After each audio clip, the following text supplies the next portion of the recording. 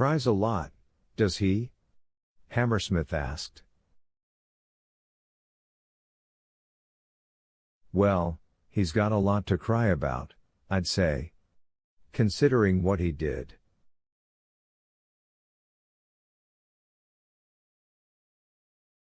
What do you want to know?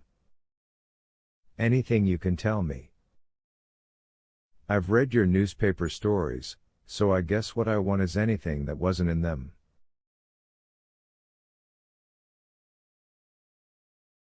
He gave me a sharp, dry look. Like how the little girls looked? Like exactly what he did to them? That the kind of stuff you're interested in, Mr. Edgecombe?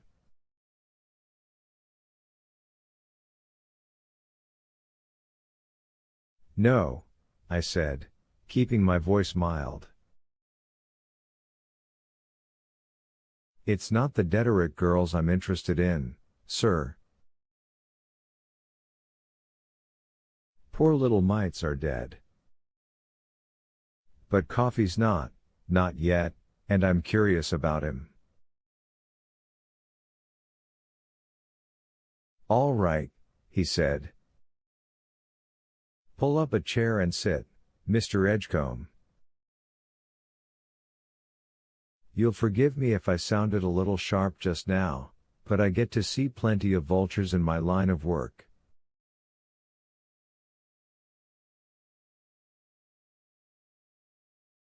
Hell, I've been accused of being one of 'em often enough, myself. I just wanted to make sure of you.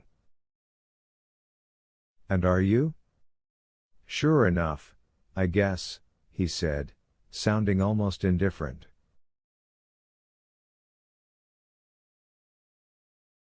The story he told me is pretty much the one I set down earlier in this account, how Mrs. Dederick found the porch empty, with the screen door pulled off its upper hinge, the blankets cast into one corner, and blood on the steps, how her son and husband had taken after the girl's abductor, how the posse had caught up to them first and to John Coffey not much later.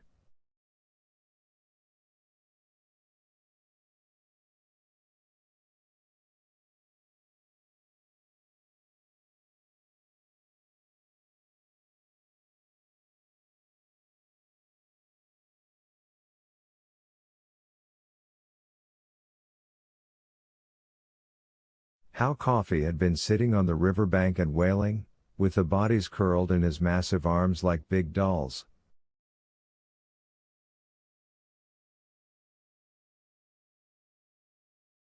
The reporter, rack thin in his open-collared white shirt and gray town pants, spoke in a low, unemotional voice, but his eyes never left his own two children as they squabbled and laughed and took turns with the swing down there in the shade at the foot of the slope.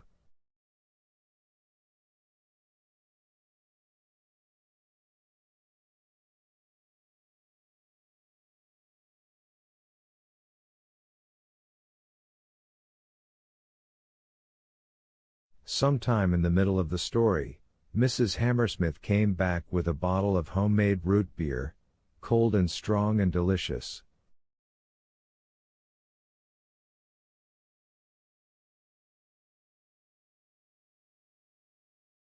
She stood listening for a while, then interrupted long enough to call down to the kids and tell them to come up directly. She had cookies due out of the oven.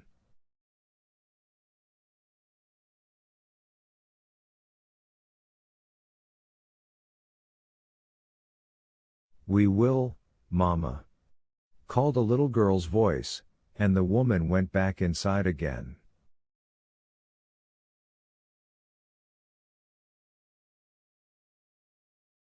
When Hammersmith had finished, he said, "So why do you want to know? I never had me a visit from a big house screw before, it's a first." I told you. Curiosity, yep. Folks get curious, I know it, I even thank God for it, I'd be out of a job and might actually have to go to work for a living without it.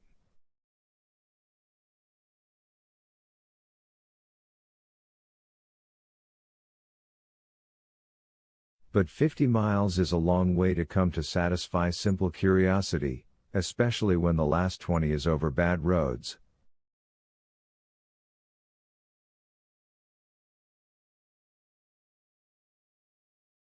So why don't you tell me the truth, Edgecombe? I satisfied yours, so now you satisfy mine. Well, I could say, I had this urinary infection, and John Coffey put his hands on me and healed it.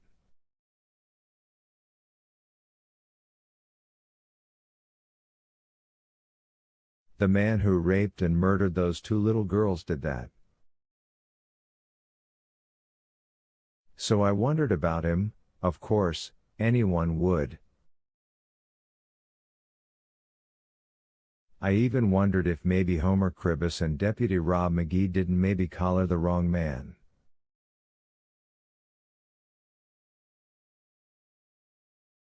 In spite of all the evidence against him, I wonder that. Because a man who has a power like that in his hands, you don't usually think of him as the kind of man who rapes and murders children.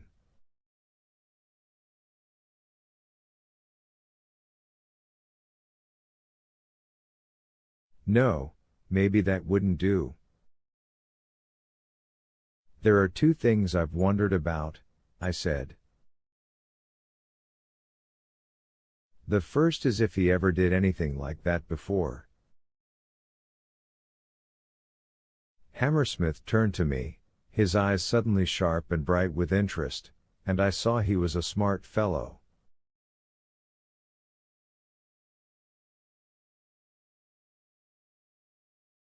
Maybe even a brilliant fellow, in a quiet way.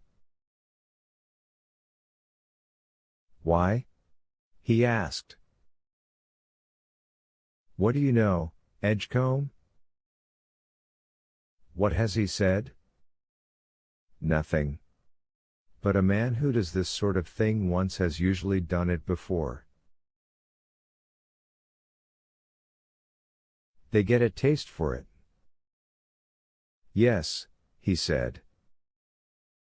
They do. They certainly do. And it occurred to me that it would be easy enough to follow his back trail and find out.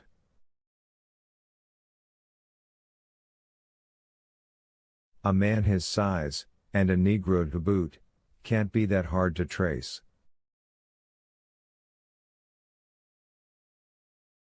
You'd think so, but you'd be wrong, he said.